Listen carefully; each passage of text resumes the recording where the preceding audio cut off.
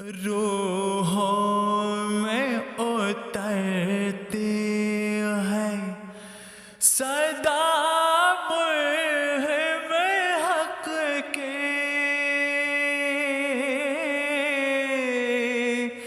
अल्लाह से बंदे को मिला देते हैं रोज़े.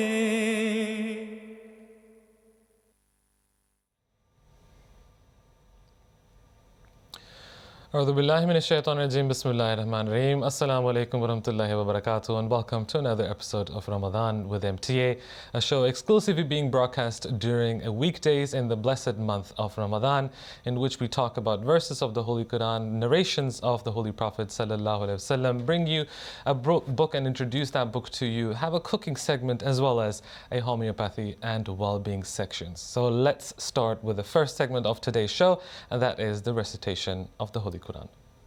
أعوذ بالله من الشيطان الرجيم. بسم الله الرحمن الرحيم. وأوحى ربك إلى النحل أن اتخذي من الجبال بيوتا ومن الشجر ومما يعرشون. And thy Lord has inspired the bee, saying, Make thou houses in the hills, and in the trees, and in the trellises which they build. ثم كلي من كل الثمرات فاسلكي سبل ربك ذللا يخرج من بطونها شراب مختلف ألوانه فيه شفاء للناس إن في ذلك لآية لقوم يتفكرون. Then eat of every kind of fruit, and follow the ways of thy Lord that have been made easy for thee. There comes forth from their bellies a drink of varying hues. Therein is cure for men. Surely in that is a sign for a people who reflect.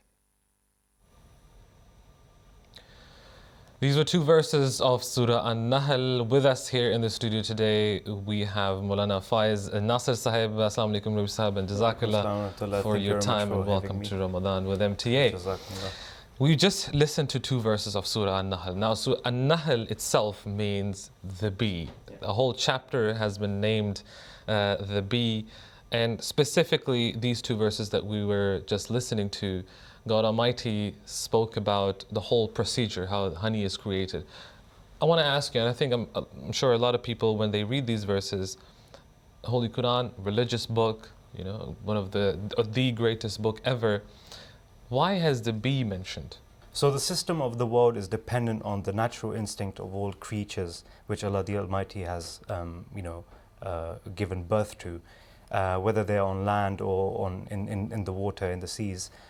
Every creature has its role that it needs to play for the system of the universe or the system of the world to run. Similarly, what we can see is that system is only run so smoothly up till now because Allah Ta'ala, drives that natural instinct into that guided creation. Yes, He puts that into that, whether man or animal, in their hearts. And that's done through wahi. So it's a natural process of divine guidance which is received from Allah the Almighty. And one interesting thing while I was preparing this answer was that I read Haqaiqul Furqan, in which Hazrat Khalifatul Masih Awwal, he mentions that there's not just one type of wahi. There are 5 different types of wahi which are separate to the wahi which is received by a prophet. He mentions that even the earth receives wahi. And it's mentioned in the Holy Quran, بِأَنَّ رَبَّكَ أَوْحَالَهَا. Secondly, he mentions that even the heavens and the sky, they receive wahi, which is revelation from Allah the Almighty. And in the Holy Quran we find وَأَوْحَى فِي كُلِّ سَمَاءٍ أَمْرَهَا. Similarly, he says that even among animals, and like we've seen the verses of the Holy Quran about the honeybee, is that even animals receive revelation. وَأَوْحَى إِلَىٰ رَبِّكَ إِلَى النَّحْلِ. And then he says that among men who are ordinary men, who are non-prophets, they also receive revelation. And he talks about the people of Moses, and he says that وَأَوْحَيْتُ إِلَى الْحَوَارِيِّينَ.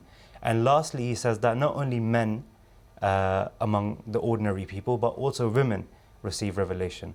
And in the Holy Quran, we find the reference of the mother of Moses, alayhi salatu wasalam, where it says that وَأَوْحَيْنَا إِلَى أُمِّ مُوسَى.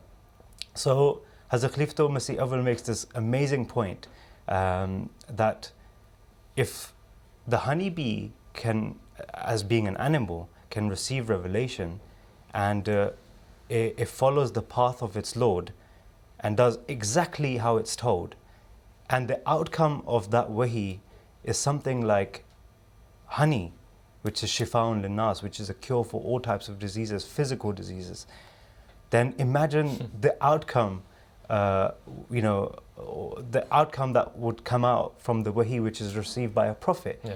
And then outstandingly the Holy Prophet sallallahu alaihi wasallam, like imagine that, and we can see that there's a great outcome of the wahi of the Holy Prophet sallallahu alaihi wasallam. We see that the Holy Quran, which is the book of Allah, the word of Allah, it was revealed over 23 years, is purely just guidance and nur from Allah the Almighty, which was revealed to the Holy Prophet sallallahu alaihi wasallam. And just the way honey is a cure for all sort of physical diseases or illnesses, the Holy Quran has the cure for all spiritual illnesses and diseases. For example, the Holy Quran has over 700 commandments, and if man truly and honestly follows that, that means he will be purified from all sorts of evil which is in the society. And it was this book that changed the condition of the companions as well. This revelation that turned them from people who had no morals, no regards for the rights of others, into God-fearing and people who were close to God, and God accepted their prayers. Exactly, that's the glory of the Holy Quran, because we see that science has told us whatever it's told us about the honeybee in this day and age. But the glory of Allah in this book is that 1400 years ago, a man who couldn't even read, he had said that 1400 years ago through divine revelation. And this clearly proves that if divine revelation wasn't part of our lives, then the system of the world would have been broken down many years ago. And one last thing just regarding this point is that if you closely look at the honeybee, you see that the honeybee obviously receives revelation, and then it acts according to what it has been instructed by Allah the Almighty. So it goes out and then it goes on flowers, collects the nectar, and then it, through the mechanism which is inside the honeybee's stomach, it produces the honey, which is the outcome of that wahi. So similarly, if man sort of just ponders over the Holy Quran and just tries to process and understand and sort of make the Holy Quran part of his daily life, then imagine what the outcome of that would be for a human. Wonderful. Faisal, very quickly, I want to ask you about the concept of wahi. I think in today's day and age, that was probably the reason why the promised Messiah ﷺ came, to clarify some of the things that within not just the Muslims in the world, but also in different other religions, the concept has been blurred, the concept has been changed, and the misunderstanding of the concept of revelation. So you have many different people, many different religions that say, what is revelation? Doesn't exist. And in Muslims specifically, that concept that after the Holy Prophet, peace and blessings of Allah be upon him, after we received the Holy Quran, that door is closed. I mean, we've slightly already discussed this part. It's fine. But the thing is, wahi hasn't stopped, right? If wahi had stopped, then the whole system of the universe would have been broken down, right? And that's a great sign that if there's something great like a communion with Allah, which is wahi, right? Why would Allah Ta'ala stop that? He's created us so that we can worship Him. He has created us so that we can fulfill the rights of Allah and fulfill the rights of His creation, right? And with that, it was his duty to also guide us on how to do it. And if the guidance stops, then we both know where that would lead humanity, right? And if the honeybee can follow the instructions of its Lord and do exactly how it's told, then it's only right if humans do the same thing and ponder over the Holy Quran, like we mentioned before, ponder over the Holy Quran and try to make that part of your daily life, especially in this month of Ramadan. It's like a refresher course for all Muslims. That everything, you know, all the evils that we get ourselves into, we try to come out of them, and we try to purify ourselves within these 30 days. But Hazur's, a number of times Hazur's mentioned that these 30 days are not just for 30 days. It is only, you've only, ready for them. you've only, you know, achieved the real Laylatul Qadr if you continue the 30 days throughout the year. And if that can be done, then why not? Exactly. I mean, everyone has the right to receive wahi from Allah the Almighty. There is nothing, the door or the portal of wahi has never stopped. And if it stops, then that will be the end of us. And that's why Allah Ta'ala will never stop that. The same God that spoke to the great prophets of the past still speaks today. Why should we limit that quality of God Almighty, or that ability, and why close that door? Jazakallah Faiz Sahib for that. With that, we're going to go to our next segment, and that is a narration of the Holy Prophet Sallallahu Alaihi Wasallam. Let's listen to today's hadith. عن أبي سعيد قال: سمعت رسول الله صلى الله عليه وسلم يقول: من رأى منكم منكرا فليغيره بيده، فإن لم يستطع فبلسانه، فإن لم يستطع فبقلبه، وذلك أضعف الإيمان. Hadrat Abu Sa'id, may Allah be pleased with him, narrates: I heard the Prophet of Allah, may peace and blessings of Allah be upon him, say: whoever of you sees something repugnant to his morals or faith, he should change it by his hand. If he has not the strength to do so, then by the word of mouth. And if he cannot do so, then dislike it at heart and endeavor to reform through prayer. But he would say that this was the weakest of faith.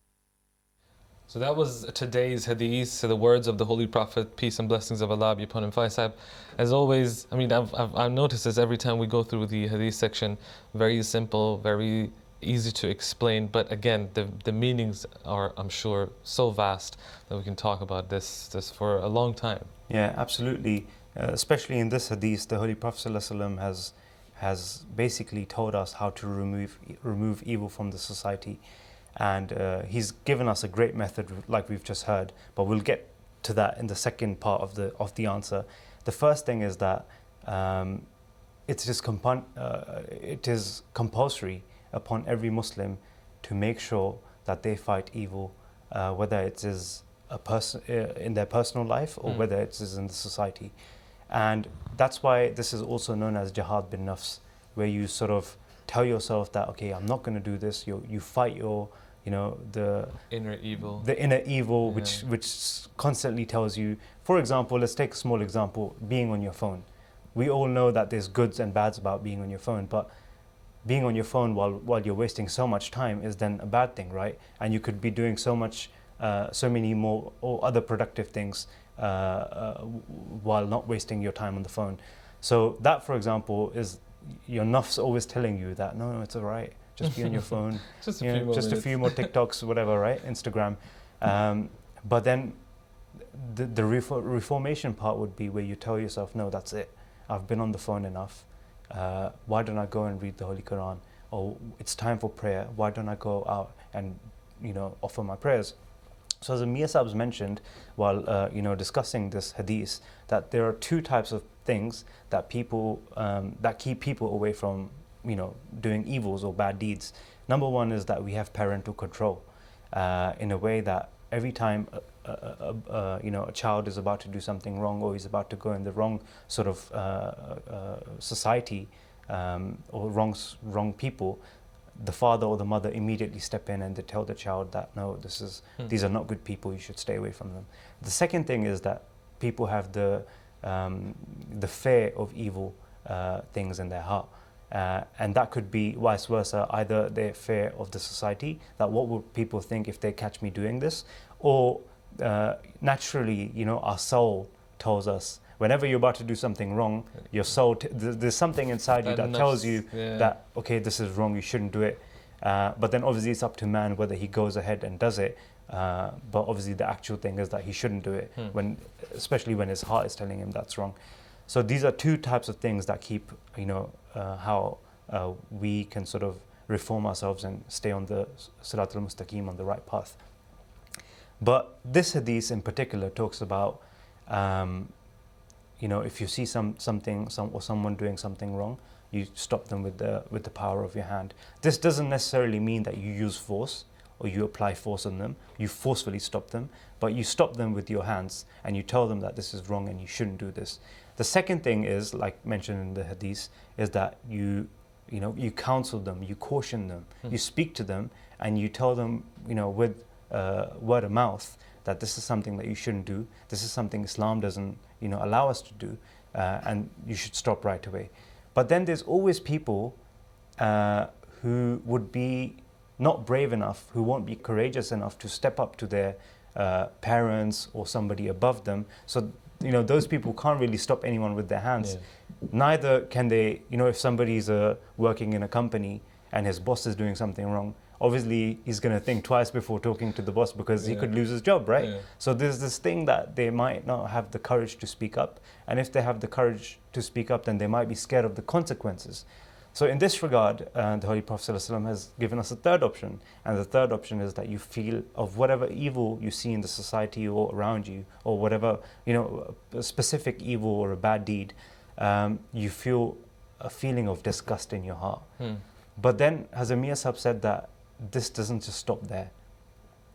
Only feeling the feeling of disgust in your heart is just not enough. So you need to back that up with like a heartfelt prayer. So when you see somebody doing wrong, you should, and you don't have the courage, or you're not in the position of saying something or doing something about it, then at least you should pray for that person, that, oh Allah, guide this person to the right path. And one last thing Hazrat Mia Sahib mentions is that obviously there's a power of prayer, and there's a reason why this is like the weakest of faith. This is the last part of the hadith, which is the weakest of faith, that if you can't step up to evil, then you feel the disgust in your heart. And we can't turn it the other way around. So we can't pray for people. I mean, the power of prayer is there. The power of prayer can change anything. But the Holy Prophet ﷺ has given us two physical examples first, and then it comes to prayer. It's like when you have an exam. You don't just go and pray, okay, I need to pass, please make sure that I pass. You need to physically open the book, study, read the whole thing, and then be able to, then you go for the exam, and then you give the exam and pass, right? So that's one last thing that Hazrat Mia Sahib mentioned in this regard. First up, Jazakumullah Sanzan, I think in today's day and age, this is probably something that Hazuri Anwar Ta'ala has been reminding us over and over again. Every Friday sermon, exactly. Guidance. To pray for the situation of the world, not just for your own, but also for the entire world. With that, we're going to go to our third segment for today. MTA International Studios in the United States have prepared today's cooking segment for us. Let's take a look. Assalamu alaikum warahmatullahi wabarakatuh. Dear viewers, today we are cooking a Norwegian dish. So the main ingredients in this dish is salmon. I grew up in Norway, and in Norway, seafood is kind of put as one of those main courses in savory dishes. And Norwegian cuisine particularly favors salmon because it's so nutrition dense, and Norway actually is the largest exporter of salmon. Here, I have put out 6 fillets. This would kind of serve 4-person table, or 4 people at one go. And I've kept the skin on, as you can see. I just made sure that I kind of washed it for scales or any residue of the fish skin on the top. So it will be just a little bit salt and some pepper. And you make sure that you drizzle some of the lemon juice on top and add on the butter. At the end, before serving, we will add some dill on top to give that nice fresh taste of dill. As sides, it's very common to serve freshly boiled potatoes. And you could also add some vegetables of your liking, but I put out broccoli as it goes so well with salmon. And at the end, you can add on either bread, fresh baguette with butter, or rice. But this is the main setup and the ingredients you would need. The thing with salmon is it's so nice and strong in flavor itself that less seasoning is actually better, I would say. So go easy on the salt. Just use your own kind of preference and the people you're going to feed to add salt accordingly. So just lightly drizzle, and then you use some pepper, freshly ground ideally. It has to be black because it gives that right combination with the flavor of the salmon. So here you go. As you see, I went really easy. And then to give it a little bit more juice, you add some lemon on top.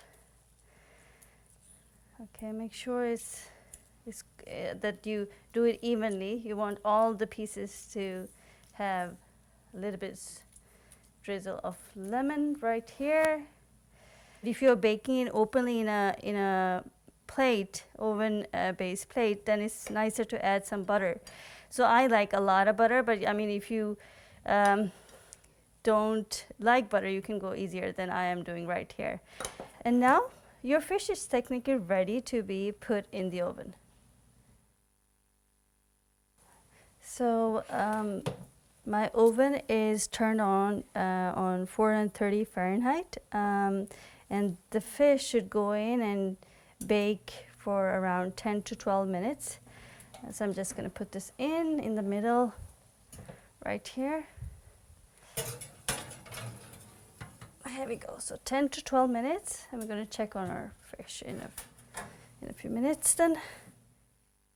I have picked like around dozen of baby potatoes. So I'm just going to make sure I let them boil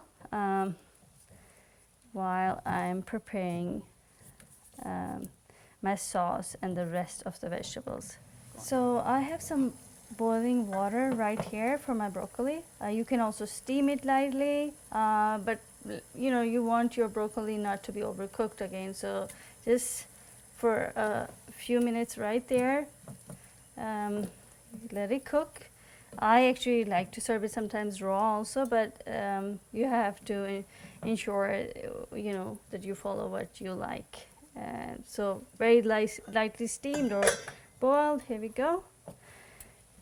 Now I have half prepared sauce ready here. I have 2 cups of milk, some butter, the flour base portion of it, and some salt and pepper to season it.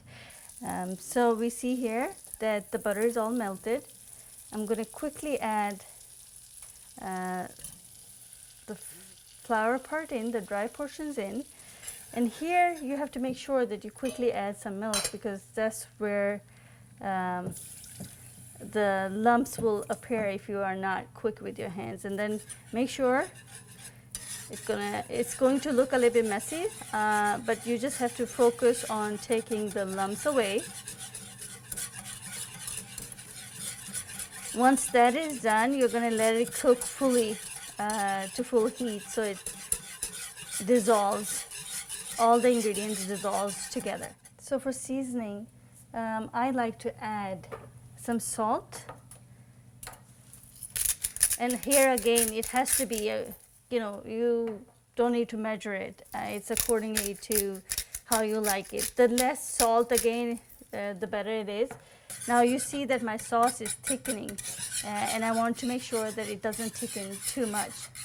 So it's ready to be served once my salmon is all cooked and ready as well. So my fish is ready, right? So I've taken it out from the oven safe dish and moved it into the serving platter. So the nice thing about this is that you can just serve it on one plate. So all the fillets are here. I'm going to add the cooked potatoes nicely on the side. Depending on how much space you have or how many people you're feeding, you can add it accordingly. I will just move it around a little bit. There we go. You can also cut them if you prefer them, and you can also take out the skin. But again, I like it because it's nutritious, and the potatoes I use are baby potatoes, so they taste good with the skin on. So I lightly cooked my broccoli, so that goes right there. Okay, and then the hollandaise sauce, which we had prepared, is ready to be served. Now, if you like a lot of sauce, you can go, pour more. But I'm just gonna drizzle, very lightly over the veggies and the salmon, and a little bit on the broccoli as well. So I like to, add some lemon slices right there. And you can add some freshly garnish with fresh dill again right here. So here you go. Mashallah, your dish is ready to be served.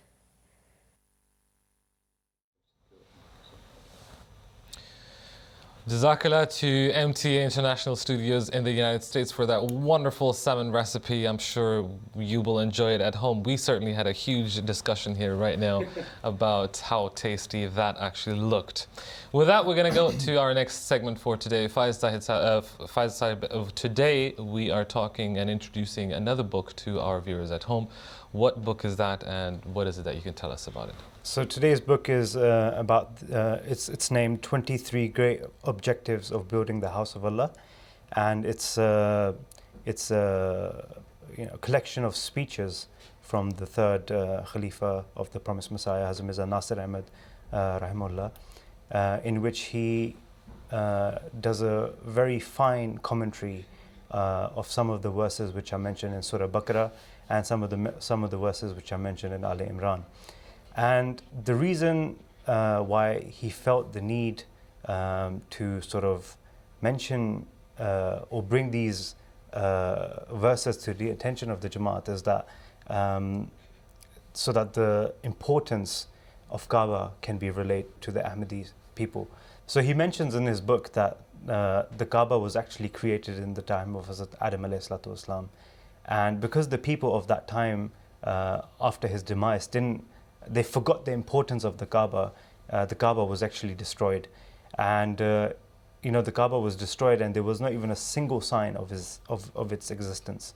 It was kind of like Allah Ta'ala had blessed the world with the gift and then sort of taken it away. And then Allah Ta'ala kind of waited to give it back to the world, but he waited for the right person. And then in the time of Hazrat Ibrahim alayhi salatu wasalam, Allah Ta'ala, through divine revelation, revealed the exact location of the Kaaba to Hazrat Ibrahim alayhi salatu wasalam. And when he found the exact location, then Allah Ta'ala, again, through divine revelation, told Hazrat Ibrahim alayhi salatu wasalam to rebuild the Kaaba, to make sure that the center of the universe and the center of humanity is sort of recreated again, and the glory of Allah is re-established through the Kaaba again. And obviously, Hazrat Ibrahim alayhi salatu wasalam, he sort of dedicated his whole life for the service of Kaaba, and even his descendants, they took care of the Kaaba for almost 2,500 years. Now, Allah Ta'ala again wanted to re-establish, the glory of the Kaaba and the center of humanity to the world again.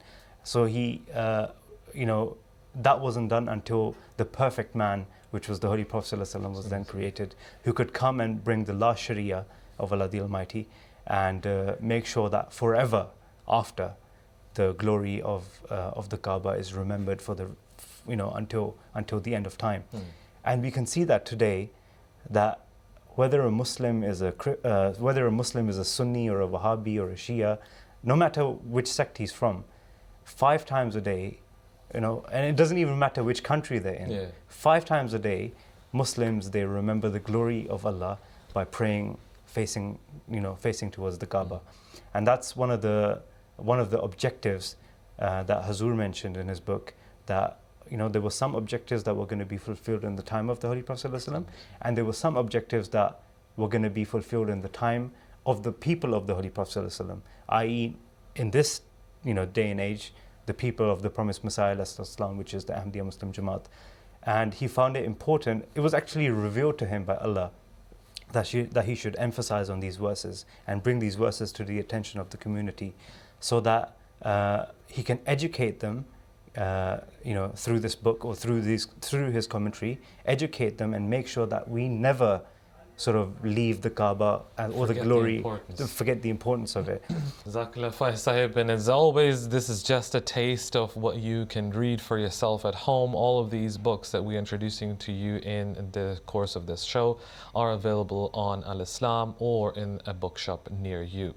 Coming to our next segment for today, homeopathy and well-being. Dr. Atiq Bhatti, our homeopathic consultant, is bringing you this segment. Let's see what he is talking about today. Assalamu alaikum and welcome to another episode of Homeopathy and Well-Being. In today's episode, we're looking at bee stings or insect bites. So what are the associated symptoms? Well, predominantly a swelling of the area where you've been bitten, an unusual pain or discomfort itself, an itching feeling, or sometimes even a raised bump on the bite area itself. Now, sometimes bee stings can cause something called an anaphylactic shock. For this, one must seek immediate emergency medical treatment. So, what are the causes of insect bites? Well, insects themselves. Bee or wasp stings, very much predominant during the summer months, of course, as we all know, and insect bites in general. Mosquitoes are also key culprits. So, are there any treatments in homeopathy? Of course. Very, very effective treatments are available in homeopathy for very acute insect bites and bee stings. The chief medicine here for any type of bee sting is the remedy called Apis mellifica. Symptoms associated with this include swelling, general burning and itching around the bite area. Another medicine called Urtica urens is very, very effective for treating any type of insect bite, which then can also cause blotches, symptoms of nettle rash or having hives, which can, of course, be very unsightly. Urtica urens here can provide very effective relief indeed. And lastly, there is a homeopathic medicine called Cantharis, and Cantharis is very, very effective for stings that cause any type of associated burning. So these are the three remedies: Apis mellifica, Urtica urens, and Cantharis. I hope you enjoyed this episode. Until next time, Assalamu alaikum. Jazakumullah Sanza to Atiq Bhatti Sahib, our homeopathic consultant, for these remedies against insect or bees and the bites caused by insects. And that brings us to the end of today's program. Faiz Sahib, Jazakallah Sanza for your time. It was great to have you here with us in the studio. Jazakumullah Sanza to our viewers at home as well. We hope and we pray that you did enjoy today's episode. Until next time, Assalamu alaikum wa rahmatullahi wa barakatuh. रूहों में उतरती है सदा मुहिम हक के अल्लाह